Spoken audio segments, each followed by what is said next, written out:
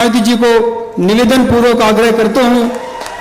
कि आए और जनसभा को संबोधित करने का काम करें।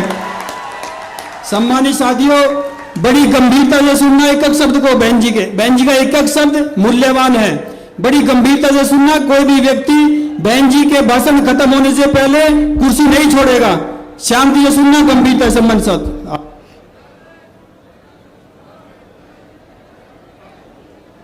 चुनावी जनसभा में इकट्ठा हुए बहुजन समाज पार्टी व भारतीय राष्ट्रीय लोकदल के बने इस गठबंधन के सभी छोटे बड़े पदाधिकारी, नेता एवं कार्यकर्तागण, आज आप लोग यहाँ हरियाणा प्रदेश में विधानसभा के लिए हो रहे आम चुनाव में अपने बने इस गठबंधन के उम्मीदवारों के समर्थन में हमें सुनने के लिए यहाँ इकट्ठा हुए हैं, तो उसके लिए मैं आप सभी लोगों का हार्दिक दिल से आभार प्रकट करती हूँ, जिनको कामयाब बनाने के लिए भारतीय राष्ट्रीय लोकदल के वरिष्ठ राष्ट्रीय महासचिव श्री अभय सिंह चौटाला जी व इनके सभी साथीगण तथा बीएसपी के भी नेशनल कोऑर्डिनेटर श्री आकाश आनंद व यहाँ के संयोजक श्री रणधीर बेनीवाल और इनके भी सभी साथीगण पूरे जी जान से लगे हैं। और अब मैं आप लोगों का ध्यान यहाँ हरियाणा प्रदेश में विधानसभा के लिए हो रहे आम चुनाव में अपने इस बने गठबंधन की सरकार बनाने को लेकर कुछ जरूरी बातों की तरफ दिलाना चाहती हूँ। और इस संबंध में हमारी पार्टी का ये कहना है कि अपने देश को आज़ाद हुए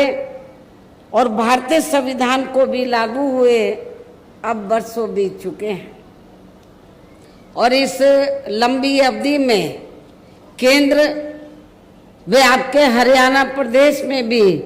विभिन्न विरोधी पार्टियों की सरकारें रही हैं। लेकिन दुख की बात यह है कि इस दौरान आपके हरियाणा प्रदेश में भी यहाँ विरोधी पार्टियों की रही सरकारों में सर्व समाज में से खासकर दलितों, आदिवासियों, पिछड़े वर्गों, मुस्लिम व अन्य धार्मिक अल्पसंख्यकों के साथ साथ गरीबों, मजदूरों, किसानों, व्यापारियों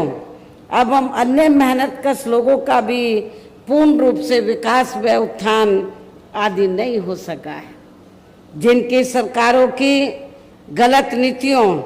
एवं गलत कार्य प्रणाली आदि को अभी ने और ज़्यादा आजमाने की ज़रूरत नहीं है। और इस मामले में खास तौर से मैं दलितों, आदिवासियों व अन्य पिछड़े वर्गों के लोगों को ये बताना चाहूँगी कि इन वर्गों को परम पूज्य बाबा साहब डॉक्टर भीमराव अंबेडकर के कड़े संघर्ष एवं अथक प्रयासों से भारतीय संविधान में मिले कानूनी अधिकारों में से विशेषकर सरकारी नौकरियों में जो इन्हें आरक्षण की सुविधा मिली है, तो उसे यहाँ पहले कांग्रेस की और अब बीजेपी की तथा अन्य और पार्टियों की भी राज्यों में रही सरकारों की जातिवादी सोच व मानसिकता के चलते इन्हें यह आरक्षण का पूरा लाभ नहीं दे पा रहे हैं। और अब तो इनके इस आरक्षण को ये पार्टियां मान्य कोर्ट की आड़ में इसे प्रभावहीन बनाने में व ख़त्म करने की भी पूरी कोशिश में लगी हुई हैं। और इसका खास उदाहरण ये है कि दिनांक 1 अगस्त 2024 को माननीय सुप्रीम कोर्ट का दिया गया निर्णय जिसमें कोर्ट ने एससी व एसटी के आरक्षण में वर्गीकरण व क्रीमी लेयर आदि को लागू करने की बात कही है। यानी कि आरक्षण में से आरक्षण, पहले एससी एसटी वर्गों के लोगों को जो आरक्षण दिया हुआ था तो वो उनको पूरा मिलता था, भरा तो नहीं जाता था कोटा, लेकिन उसमें कोई वर्गीकरण नहीं था। उसमें कोई अब क्या है, माननीय सुप्रीम कोर्ट ने क्या जजमेंट दिया है कि जो आरक्षण आप लोगों को मिला एससी एसटी वर्गों के लोगों को, तो उसमें भी वर्गीकरण किया जाएगा, उसको भी बांट दिया जाएगा। पहले एससी एसटी में क्रीमी लेयर आदि लागू नहीं थी, वो भी लागू कर दी। और सुप्रीम कोर्ट ने जो ये जजमेंट दिया, अब होगा क्या कि एससी एसटी का जो आरक्षण है इसको वर्गीकृत कर दिया, इसको बांट दिया कि जो एससी एसटी में इसको 2-3 हिस्सों में बांट दिया। लेकिन पहले ऐसा नहीं था। पहले मान लीजिए जिन लोगों को आरक्षण मिल रहा है और उनमें से जो लोग इसके योग्य नहीं हैं, तो उन्हीं वर्गों में से आरक्षण दिया जाता था। लेकिन अब ये वर्गीकरण करके ये लोग क्या करेंगे कि जो योग्य नहीं होंगे तो उनको पहले एससी में ही जो मजबूत जातियां थी उनको मिल जाता था। अब ये धीरे से चुपके से अब ये करेंगे क्या, सामान्य वर्गों के लोगों को उनका ये आरक्षण दे देंगे। और ये जो व्यवस्था की गई है, माननीय सुप्रीम कोर्ट ने जो व्यवस्था की है, तो इस व्यवस्था में सेंटर की ओर से, सेंटर में किसकी सरकार है, भारतीय जनता पार्टी की। भारतीय जनता पार्टी का जो सरकारी वकील उधर खड़ा हुआ, उसने सुप्रीम कोर्ट के इस फैसले का स्वागत किया, कहा कि हम सहमत हैं, इससे हम सहमत हैं। कांग्रेस के भी वकील खड़े हुए, उन्होंने कहा कि हम इससे सहमत हैं। और ये एससी एसटी में जो आरक्षण में पहले वर्गीकरण नहीं था, अब उसमें वर्गीकरण कर दिया। अब आपको बहुत, और इनको जो एससी एसटी की जातियां हैं तो वर्गीकरण करके इनको आपस में लड़ाने का काम किया है। और ये जो पार्टियां क्या कर रही हैं, लड़ाने का काम कैसे कि फूट डालो और राज करो। अभी तक एससी एसटी एक प्लेटफार्म पे रहता था, लेकिन इसकी आड़ में इनको बांट के फूट डालो। कुछ जो वोट कुछ वोट बीएसपी ले जाए और कुछ वोट वो दूसरी पार्टियां ले जाए, इनको बांट के रखो। जिनको ये कह रहे हैं कि वर्गीकरण करके हम फायदा पहुंचा रहे हैं, तो उनका ये वोट ले जाएंगे, जबकि इससे कोई फायदा होने वाला नहीं है। धीरे पर्दे के पीछे इसका ज्यादातर लाभ जनरल लोगों को ही मिल जाएगा। और एक दिन ऐसा आ जाएगा कि आपका ये आरक्षण प्रभावहीन बन जाएगा, ना के बराबर रह जाएगा, खत्म हो जाएगा। और यदि इन वर्गों के आरक्षण के मामले में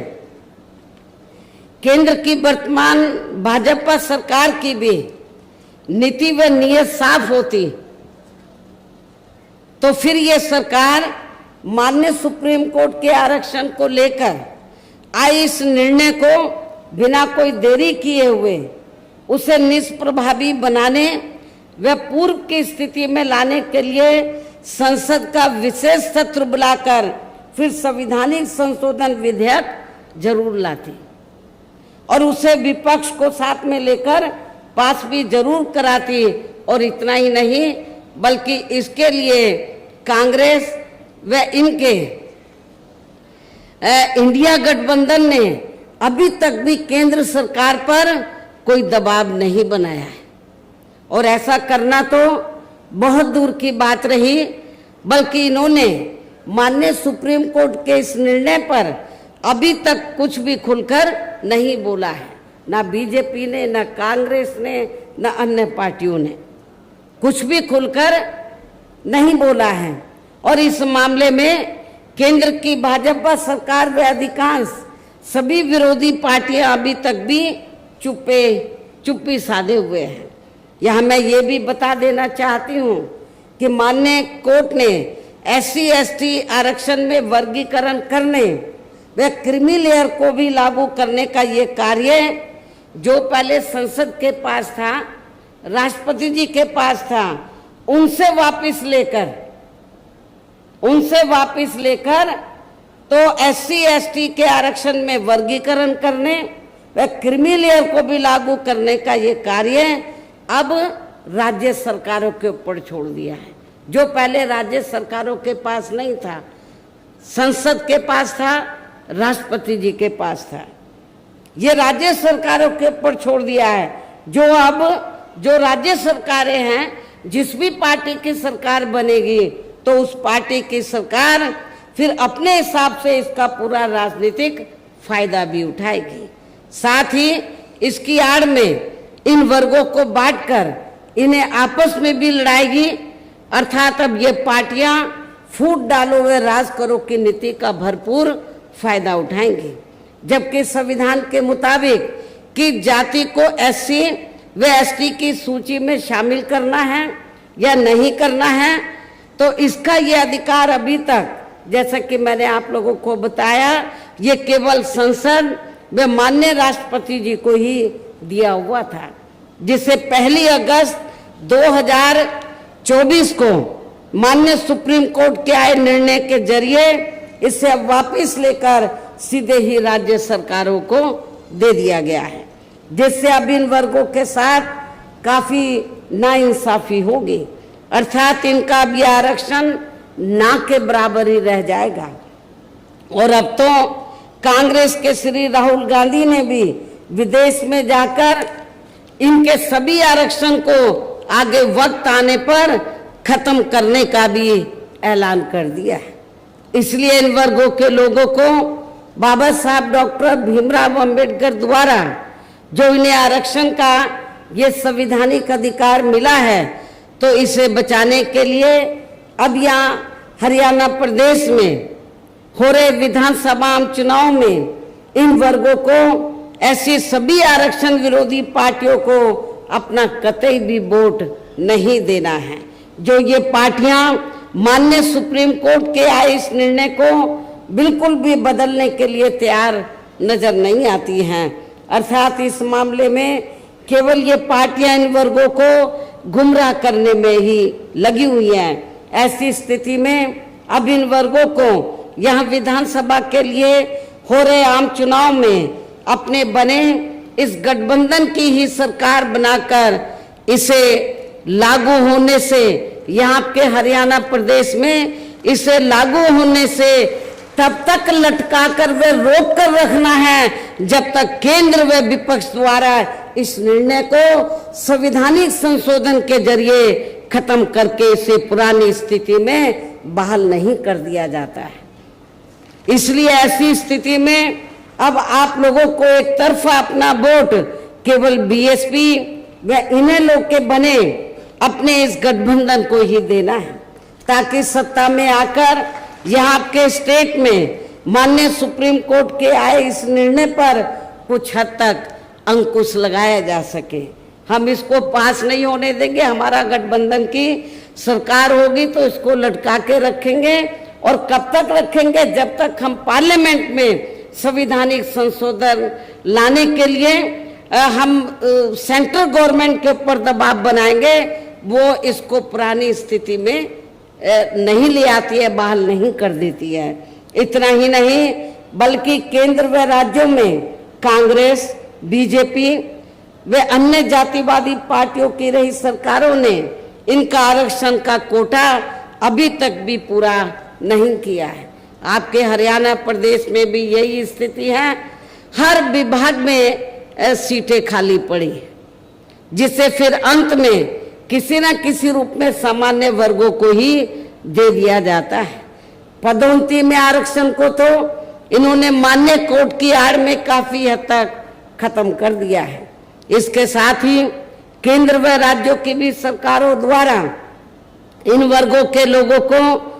प्राइवेट सेक्टर में आरक्षण दिए जाने की व्यवस्था किए बिना ही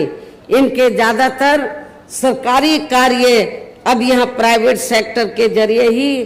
देश के अधिकांश बड़े बड़े पूंजीपतियों व धन्ना सेठों आदि को ही दिए जा रहे हैं, जिसके कारण आपके यहाँ हरियाणा प्रदेश सहित पूरे देश में अब इन वर्गों के लोगों को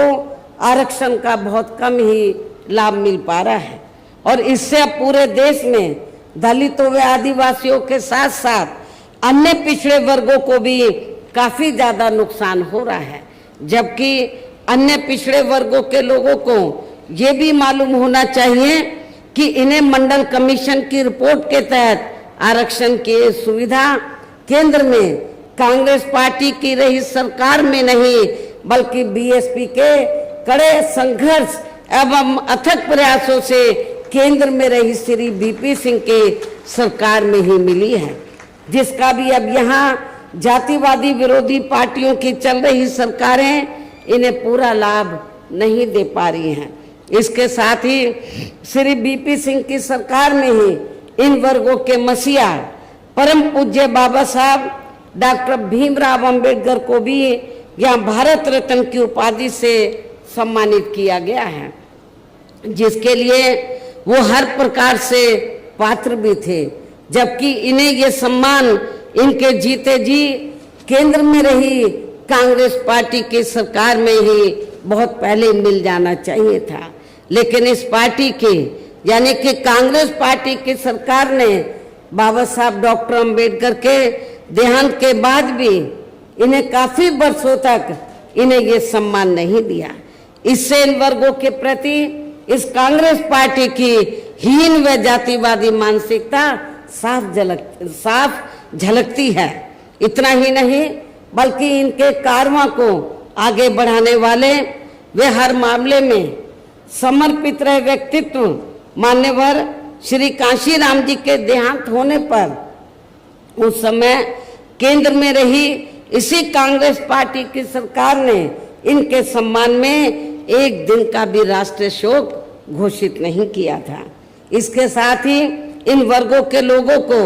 जुर्म जाति से निजात दिलाने के लिए जो भी यहाँ नियम व कानून आदि बने हैं तो उन पर भी केंद्र व राज्यों की सरकारें सही से अमल नहीं कर पा रही हैं, जिससे अब यह खासकर दलितों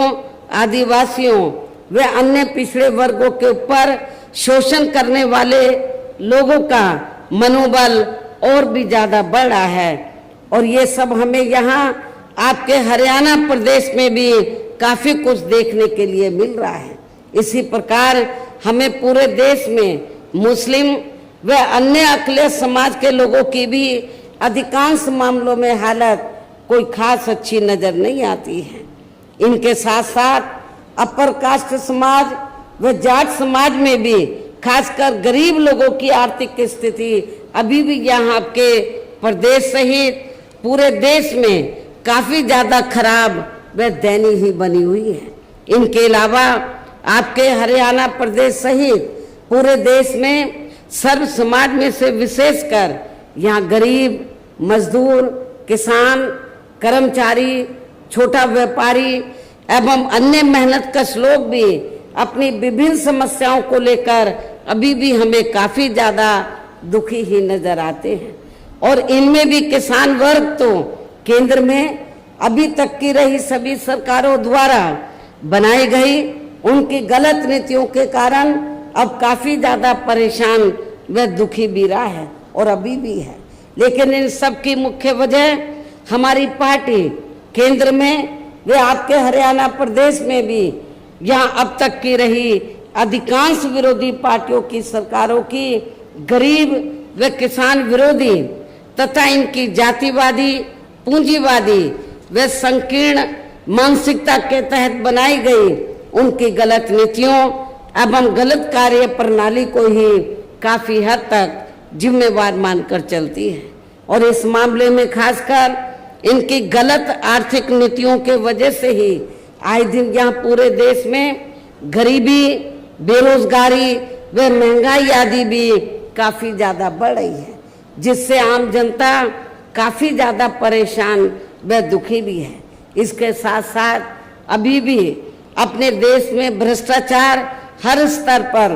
काफी ज्यादा फैला हुआ है, जिससे आपका खुद का अपना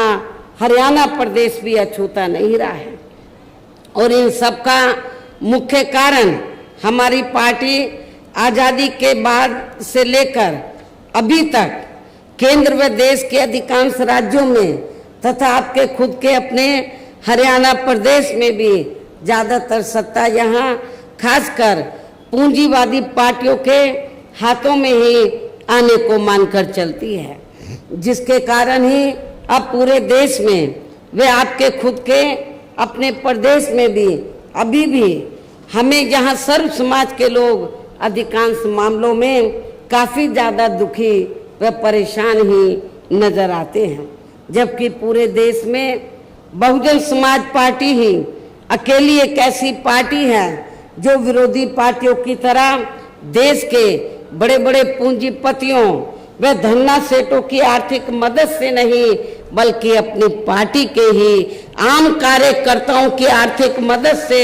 चुनाव लड़कर यहाँ केंद्र व राज्यों की भी सत्ता में आना चाहती है, ताकि हमारी पार्टी सत्ता में आने के बाद फिर बिना किसी दबाव के वे आजाद होकर सर्व समाज के लोगों की सभी समस्याओं का समाधान करके उन्हें हर मामले में वे हर स्तर पर यहाँ खुशहाल बना सके। और इसी आधार पर चलकर ही आबादी के हिसाब से देश के सबसे बड़े प्रदेश उत्तर प्रदेश में 4 बार हमारी पार्टी ने अपने नेतृत्व में वहाँ सरकार भी बनाई है, और हमने अपनी सभी चारों रही सरकारों में अपनी पार्टी की विचारधारा एवं सिद्धांतों के तहत चलकर वैसे तो वहाँ सर्व समाज के हितों का पूरा ध्यान रखा है, लेकिन सभी मामलों में प्राथमिकता पहले हमने वहाँ सर्व समाज में से विशेषकर उन दलितों, आदिवासियों, पिछड़े वर्गों, मुस्लिम व अन्य अक़लियतों को तथा गरीब एवं असहाय लोगों को ही दिया है, जिनकी वहाँ हर मामले में व हर स्तर पर सभी विरोधी पार्टियों की रही सरकारों में उनकी हीन, जातिवादी, संकीर्ण व पूंजीवादी सोच होने के कारण काफी ज्यादा उपेक्षा की गई है। इसके साथ साथ हमने उत्तर प्रदेश में गरीब एवं बेरोजगार लोगों को दूसरी पार्टियों की रही सरकारों की तरह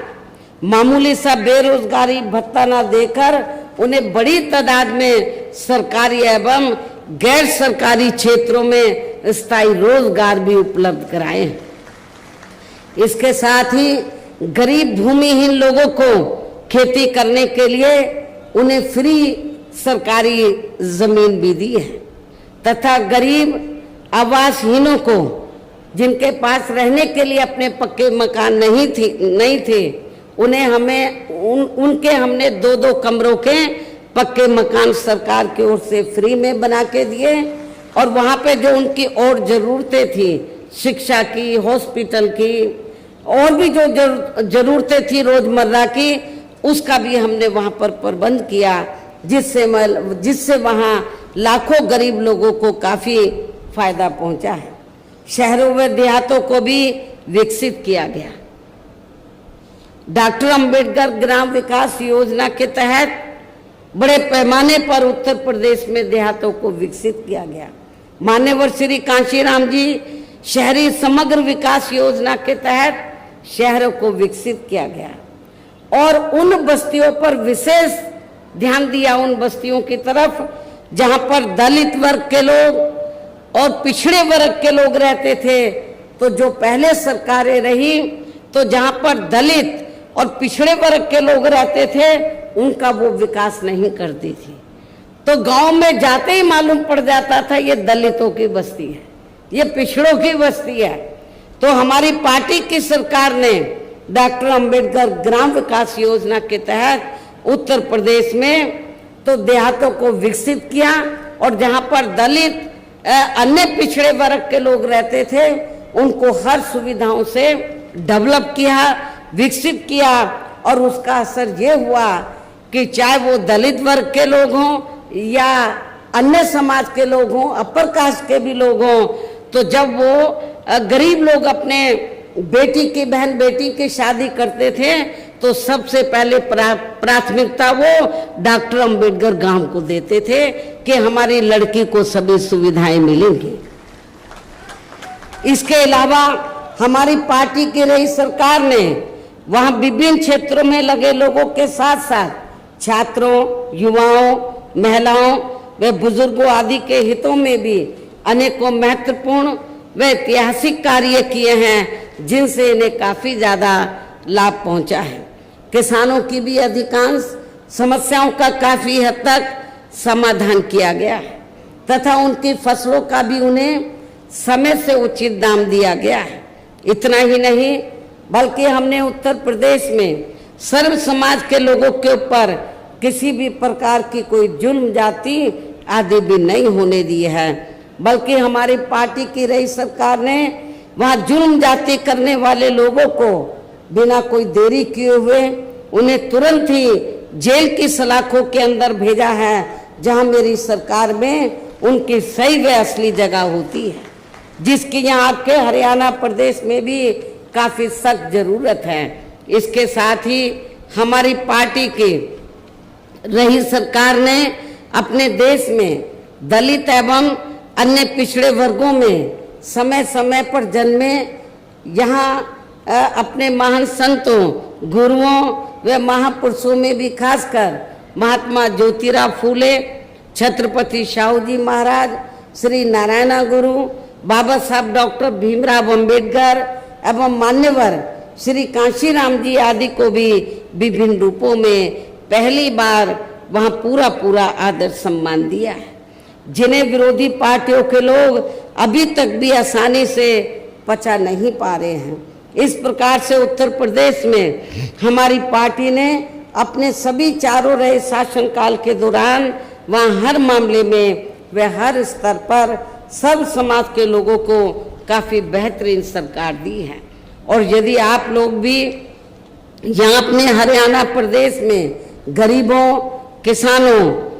व आम जनहित के तथा विशेषकर कमजोर एवं उपेक्षित वर्गों के हितों में ऐसे ही कार्य करना चाहते हैं, इसके साथ ही आपकी प्रदेश की जनहित से जुड़ी जो भी यहाँ स्थानीय समस्याएं हैं तो उन्हें भी आप दूर करना चाहते हैं, तो फिर आप लोगों को भी उत्तर प्रदेश की तरह ही यहाँ अपने हरियाणा प्रदेश में भी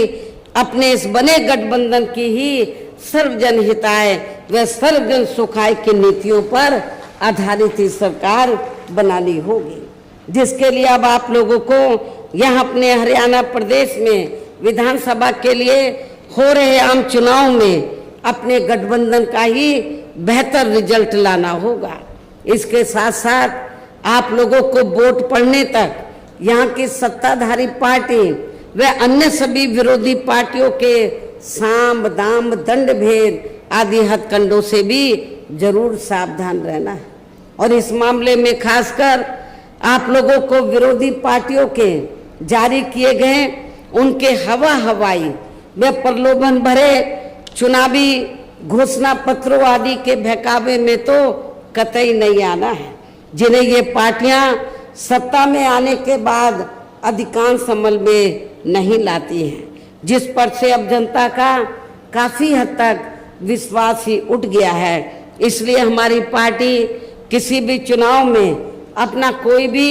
चुनावी घोषणा पत्र आदि जारी नहीं करती है। वैसे भी हमारी पार्टी कहने में बहुत कम बल्कि कार्य करके दिखाने में ही ज्यादा विश्वास रखती है, अर्थात जो कहती है तो उसे करके भी दिखाती है। और ये सब हमने उत्तर प्रदेश में बिना घोषणा पत्र के जारी किए हुए 4 बार सरकार बनाई, कोई घोषणा पत्र जारी नहीं किया था। उसके हम कब करते हैं? जब सरकार बन जाती है। फिर हम अपनी नीतियां बताते हैं कि हमारी सरकार की नीतियां क्या है। उससे पहले हम कोई हवाई बातें नहीं करते हैं। और अब संक्षेप में मेरा यही कहना है कि आप लोगों को अपने खुद के, अपने हरियाणा प्रदेश के भी हित में यहाँ बीएसपी व इन्हें लोग के बने अपने इस गठबंधन की ही सरकार बनाना बहुत जरूरी है। और अब आप लोगों को अपने इस गठबंधन के ही उम्मीदवारों को ज़्यादा से ज़्यादा कामयाब बनाना है, जिसके लिए बीएसपी के उम्मीदवारों को हाथी चुनाव चिन्ह के सामने वाले बटन को दबाकर तथा राष्ट्रीय लोकदल के उम्मीदवारों को चश्मा चुनाव चिन्ह के सामने वाले बटन को दबा के उन्हें जरूर जिताना है। असम से तो आपका नौजवान साथी खड़ा हुआ है। इनके पिता पहले पार्टी में बहुत सक्रिय रहे, अभी वो बीमार हैं। वो इसलिए उन्होंने बीएसपी को अपना बेटा समर्पित किया है कि ये बेटा मैं बीएसपी को दे रहा हूँ। नौजवान है, मेरी आप लोगों से पुरजोर अपील है कि आप इस नौजवान को जिताकर इनके मनोबल को जरूर बढ़ाएं। इनको राजनीति में कामयाब बनाने का काम आप लोगों का है। और भी यहाँ पर इस करनाल जिले में आसपास की जो विधानसभा की सीटें हैं, गठबंधन के और भी उम्मीदवार हैं, उनको भी आपको कामयाब बनाना है। इस प्रकार से आप लोगों को अपने बने इस गठबंधन की ही पूर्ण बहुमत की सरकार बनाना है। और सरकार बनने पर फिर गठबंधन की ओर से आपके हरियाणा प्रदेश का मुख्यमंत्री चौधरी अभय सिंह चौटाला जी को ही बनाया जाएगा, जिनको मेरे आशीर्वाद के साथ साथ इनके पिता चौधरी ओम प्रकाश सिंह चौटाला जी का भी पूरा आशीर्वाद प्राप्त है। वैसे स्वर्गीय चौधरी देवीलाल जी का भी हमेशा इन पर आशीर्वाद बना रहा है। इनके साथ साथ गठबंधन की ओर से बीएसपी का ये जो हमारा गठबंधन है, इनके साथ साथ गठबंधन की ओर से बीएसपी का एक डिप्टी सीएम दलित वर्ग का तथा दूसरा डिप्टी सीएम अन्य पिछड़ा वर्ग या अपर कास्ट समाज में से ही बनाया जाएगा। और ये दोनों डिप्टी सीएम कौन होंगे, इसका फैसला इस चुनाव का नतीजा आने के बाद ही किया जाएगा। इन्हीं जरूरी बातों के साथ ही अब मैं आप सभी लोगों से अपने बने इस गठबंधन के अधिकांश उम्मीदवारों को जिताकर अपनी यहाँ गठबंधन की ही सरकार जरूर बनाना है। इस उम्मीद के साथ ही अब मैं केंद्र सरकार से देश में जातीय जनगणना कराने के लिए भी विशेष अनुरोध करती हूँ, जिसको पहले केंद्र में रही कांग्रेसी सरकार ने और अब वर्तमान में चल रही बीजेपी की सरकार ने भी इसे अभी तक भी लटका के रखा हुआ है, जो उचित नहीं है। इसके लिए भी इनसे विशेष आग्रह के साथ ही अब मैं अपनी बात यही समाप्त करती हूँ। धन्यवाद। जय भीम व जय भारत।